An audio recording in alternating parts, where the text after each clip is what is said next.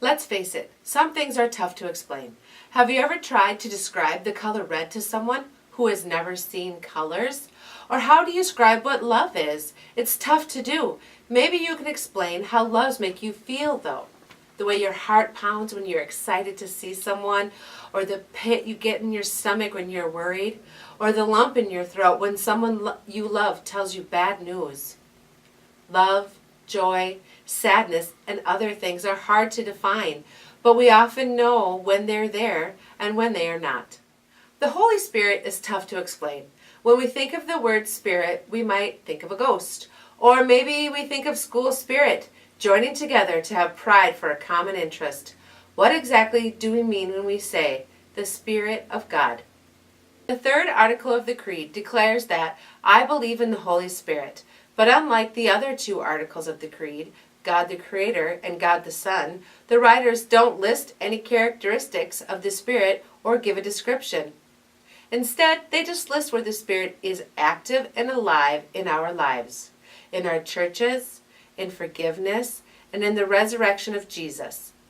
Because it's so hard to describe the Holy Spirit, we often give the Spirit physical attributes like wind, breath, and fire. The Bible does this as well. The Holy Spirit shows up in the Bible in various forms, such as a dove at Jesus' baptism. The Holy Spirit was given to Jesus through his baptism and passed on to us through his death and resurrection. The Holy Spirit is who Jesus leaves for us here on earth. The Holy Spirit is God's spiritual presence on earth. When we say that God is everywhere, in everyone, and working through everything, we really mean that the Holy Spirit is everywhere. God's presence is all around us through the Spirit. One way to think about the Holy Spirit is that it is the breath of God. Just like breathing gives us energy so we can live, God's breath also sustains us. The Holy Spirit is the energy that flows in and through everything. Throughout this year, we have been learning about how God has given each of us gifts. We all have gifts, abilities, and passions that have been created in us by God the Creator.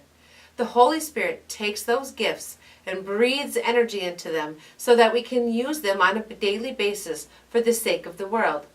The Holy Spirit is how God allows us to help others around us. If you were created with an athletic body, then the Holy Spirit is who gives you the energy that sustains you throughout your workouts and helps you finish the race. If God created in you a caring heart that serves others, then the Holy Spirit is what gives you patience each day to love others.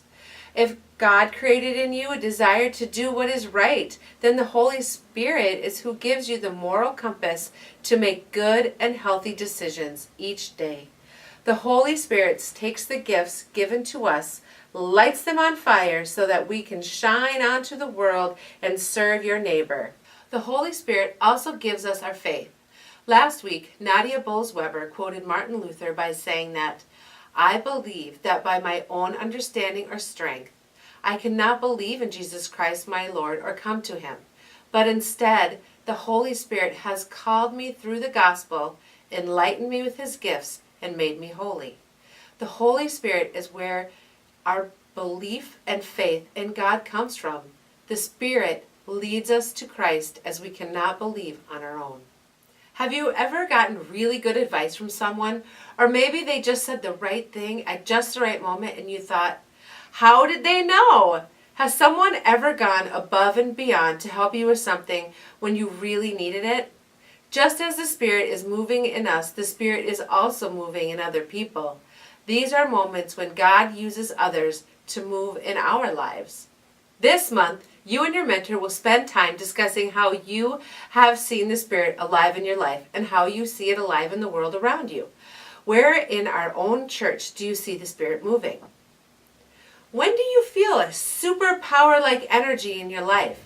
Is it when you are running on a soccer field and find the strength you didn't know you had to play that last crucial minute of the game? Or maybe when you are studying for a test and everything just clicks. Sometimes during really difficult times in our life, when we think we can't go on, the Spirit gets us through. And of course, we see the Spirit acting through others in ways that impact our own life. Have a great discussion this month. Students, I'll see you at the Own Your Faith Spring Retreat for one last wrap-up video.